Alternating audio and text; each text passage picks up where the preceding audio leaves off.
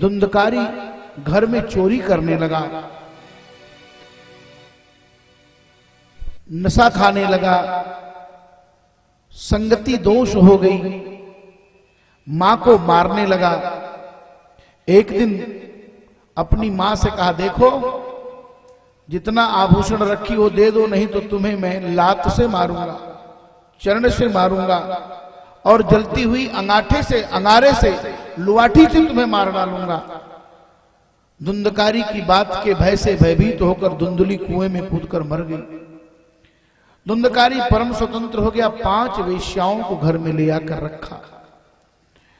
उन बाजारू स्त्रियों ने विचार किया, यह चोरी करता है तो एक न एक दिन इसके चोरी की सूचना राजा तक तो पहुंचेगी, और जब राजा तक पहुंचेगी, राजा पकड़ेंगे, मारेंगे तो हम लोगों को भी बताएगा, हम लोग भी इसकी बात में फंस जाएंगे।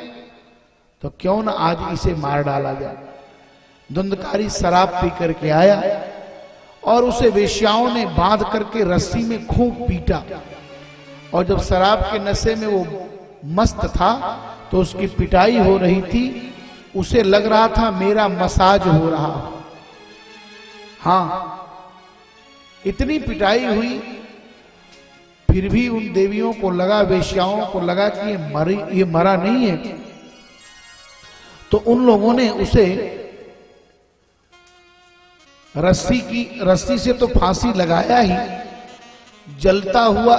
जलती हुई एक अंगाठी थी, वही एक लुआठी लकड़ी उसके मुंह में लगा दिया और धुंधकारी मर गया। देखिए, दुराचारी स्त्रियां आपका साथ नहीं दे सकती।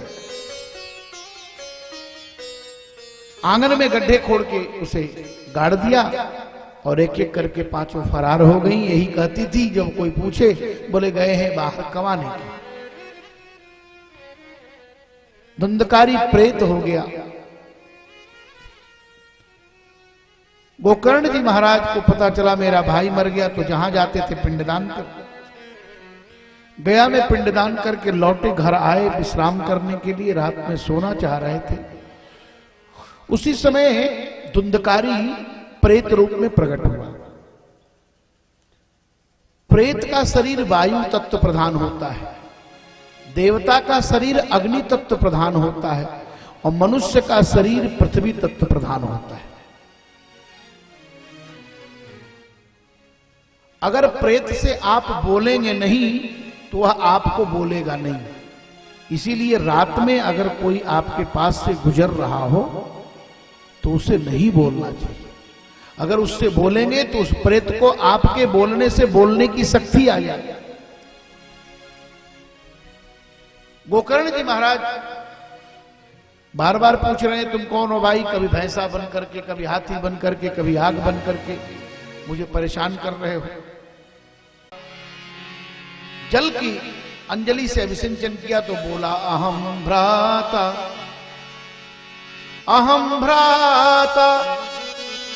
त्वदीयोऽस्मि धुंधकारीति नामतः स्वकेनैव दोषेण ब्रह्मत्वं नाशितुं मया। मैं आपका बड़ा भाई हूं। अरे भैया, आप प्रेत बनकर यहां क्यों घूम रहे हो मेरा बड़ा भाई? का अपने पाप से। बोले भैया, तुम्हारे लिए गया में श्राद्ध किया, फिर भी प्रेत बन के घूम रहे हो? कहा, गया श्राद्ध 100 बार करोगे मेरी मुक्ति होने वाली नहीं है, कोई दूसरा उपाय करो। गोकर्ण जी ने कहा, रात भर विश्राम करो, सुबह प्रयास करेंगे। प्रातः काल हुआ, गोकर्ण जी ने कहा, भैया हमारा भाई प्रेत हो गया, आप लोग बताइए इसके उद्धार का कोई उपाय। गांव वालों ने कहा, इतनी रात आपने बिता लिया महाराज, धन्यवाद है आपको। हम लोगों ने तो रास्ता छोड़ दिया है। धुंधकारी रात दिन में ही चिल्लाता है, रोता रहता है, तब क्या किया जाए? कहा, गया में श्राद्ध किया फिर भी उसका कल्याण नहीं हुआ। जब कहीं से कोई उपाय पता नहीं चला, तब गोकर्ण जी ने भगवान सूर्य से पूछा, भगवान मेरा भाई प्रेत हो गया है, उसका कल्याण कैसे होगा।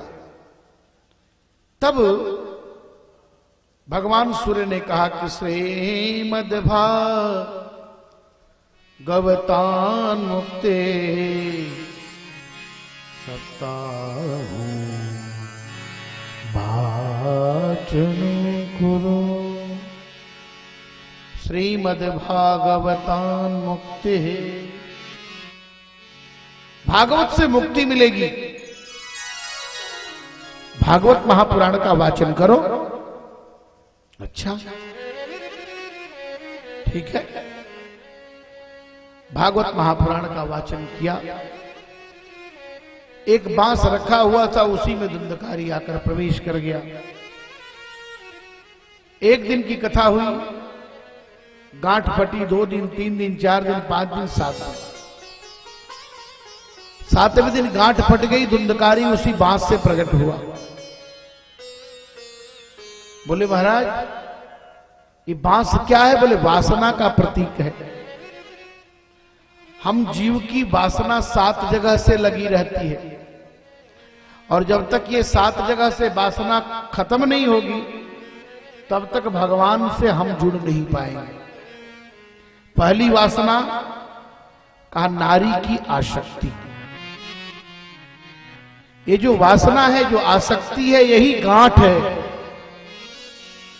नारी की आसक्ति, दूसरी कहा पुत्र की आसक्ति, तीसरी कहा व्यापार की आसक्ति, चौथी कहा पैसे की आसक्ति, 5वीं परिवार की आसक्ति, 6वीं घर की आसक्ति और 7वीं गांव की आसक्ति। जब तक ये 7 जगह से आसक्ति हमारी छूटेगी नहीं, तब तक हम भगवान की भक्ति के अधिकारी हो ही नहीं सकते। बांट फटा और बांस के फटते ही सुंदर रूप धारण करके धुंधकारी प्रकट हुआ और कहने लगा स्तिस्तौ सायबद्धौ मांसशोणितलेपितुं चर्मावनद्धौ दुर्गन्धौ पात्रं मूत्रपुरीशयो। भैया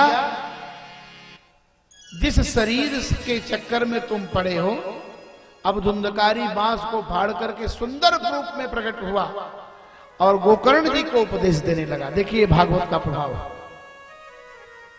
का। ये शरीर क्या है? का अस्ति स्तंभम, हाड़ से खड़ा है, हड्डी से। स्नायुबद्धम, नस नाड़ियों से बांधा गया है, और मांस और खून से इसका लेपन कर दिया गया है, और इसके भीतर केवल कचड़ा ही है। ये डस्टबिन है। ऊपर से सफेद चमड़ा लगा दिया, बोले बहुत सुंदर लग रहे हैं। बाकी वो चमड़े का कोई महत्व नहीं है, भीतर तो सब केवल कचड़ा ही कचड़ा। बहुत सुंदर ढंग से अपने भाई को समझाया और कहा देखो, जिस अन्न के रस से यह शरीर बनता है, उस अन्न की हालत यह है कि अगर भोजन बने सुबह और शाम को न पाओ तो भोजन सड़ जाता है। तो उसके रस से बना हुआ यह शरीर कितना टिकाऊ हो सकता है। इसलिए भैया इस शरीर के प्रति बहुत ममता मत